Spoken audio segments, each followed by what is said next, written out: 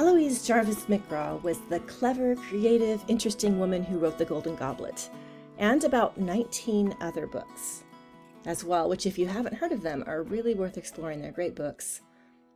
She spent 45 years of her life filling the world's shelves with books of adventure and intrigue, history, mystery, and in some cases fantasy. And 3 of those books won Newbery medals. That's a really important prize given to the very best books of children's fiction. We do a lot of those books here at LitWits. And she received lots of other awards for her writing. She's a really important author. And so we want to share a little bit about her life with you. Of course, her life, every author's life, every person's life, is full of fascinating detail and story arcs, much more than we could cover here. So we made her story a little simpler for you by choosing 5 things about her we think young readers and writers might find interesting. First, she was only 8 when she wrote her first story. And here's how that came about. Eloise was born in Texas in 1915 and raised in Oklahoma City. But she and her mom spent summers, or at least many summers, with relatives in Oregon, which she really loved. And while she was away, her dad, who was a born storyteller himself, would write her stories instead of letters and send them to her in the mail.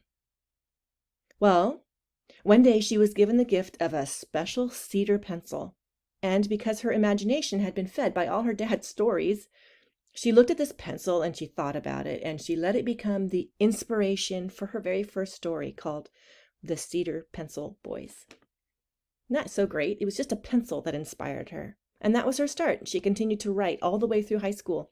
In fact, she even received her school's literary award at graduation. And that was a really big deal. Everyone agreed that Eloise was a great writer and showed lots of promise. But it turned out that she had other interests and talents as well. In fact, she had as much paint in her blood as ink. I know that sounds kind of weird, but here's what I mean. You know how people will say he has salt water in his veins if someone loves the sea? Or if they're a really great gardener, you say they have a green thumb? Well, you might think that Eloise had ink flowing through her because of all the writing she did, and that would be understandable. But what happened was she took a class in oil painting and she loved it. She loved it so much she just stopped writing stories for more than a decade so she could focus on art. In fact, she earned her bachelor's degree in art in 1937 and received the Art Award at graduation from college. And she went on to study drawing and sculpture at 3 different schools and earned money as a professional portrait and mural painter. She even taught college-level oil painting. So when we think about Eloise McGraw, we really need to include this wonderful visual arts aspect of who she was. But besides painting, she also dabbled in modern dance, singing, puppetry, radio and children's theater, and hockey. I think it's safe to say that Eloise Jarvis McGraw was a creative, imaginative person, just like you. And that creativity found expression in lots of different ways. But finally, fortunately, after 12 years of not writing, she got back into it with her first book about a circus performer that not only had a wonderful title, Sawdust in His Shoes, I just think that's great, but received critical acclaim, which means even the grouchy critics loved it. Her second book, Crownfire, in 1951, was a logging story set in Oregon's forests. And she was so encouraged by the success of these books that she went a little nuts. Yep, she and her husband did what they'd been wanting to do for many years. They moved to Oregon and bought a nut farm. Eloise and her journalist-turned-fiction writer husband, William McGraw, bought a 23-acre hazelnut farm near Wilsonville, Oregon. Here's a picture of her husband. And, they really bought it as a backup plan in case they didn't succeed at writing. And as they began to work on their writing in a drafty old farmhouse with their desks turned to face each other, and the competition between them to produce great works spurring them on, it turns out they really didn't need the nuts after all, because they both did very well at writing. Eloise later said, "We led a wonderful, busy life, raising hazelnuts and children and dogs and horses and kittens, and turning out wonderful books." And from then on, Eloise Jarvis McGraw just kept on writing. And her success grew and grew, and she was known for being a masterful researcher, using books and investigation to fill her books with day-to-day life that turned them into time machines.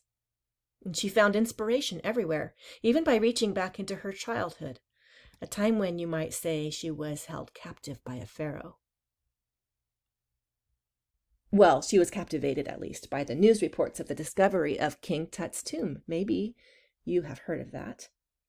And that's probably what spurred her on as an adult to research Egyptology and eventually write 3 masterful, exciting books set in ancient Egypt, of which the Golden Goblet is, of course, one. But some of her greatest fan mail, she says, came from 2 books she contributed to the Wizard of Oz series after Frank L. Baum had died. She was a huge fan herself of the Oz series and was able to be part of it in this special way. Can you imagine if you were able to write a book contributing to, say, the Harry Potter series or Percy Jackson, or for me, it would be the Anne of Green Gables series? Think how thrilling that must have been for her to be able to write those books.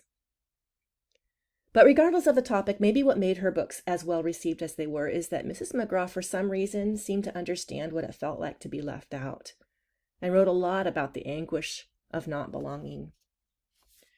Through a lot of these stories, through many of her books, runs a theme that has to do with being an outsider and experiencing the pain of not fitting in. And that's, of course, something that all of us at one time or another in our lives are bound to experience, right? And maybe that's part of what makes her writing so accessible and interesting to all ages. And maybe that's why she and her husband did so much for their local communities. That empathetic, understanding temperament is maybe what made them such a special pair, volunteering through their lives to help kids and adults. I wish I had a picture of the 2 of them together. Here she is picnicking with a young fan who she met at a Oz convention. But they volunteered throughout their lives to help and to reach out to people of all ages to help them learn to write well and to love books. And they even pitched in to correct compositions for English classes at their local high school. So those are a few of the highlights of this remarkable woman's life. Of course, there's a lot more to her than this, but our hope is that maybe you'll seek out some of her other writing, some of her other great books. You might find yourself in 17th century London, or even in the wonderful land of Oz. Or you might be inspired to be inspired by something very ordinary in your life, like a pencil, and begin to write stories of your own that will one day win prizes and transport readers to other lands and times. And that would, of course, be the greatest possible tribute to Eloise Jarvis McGraw.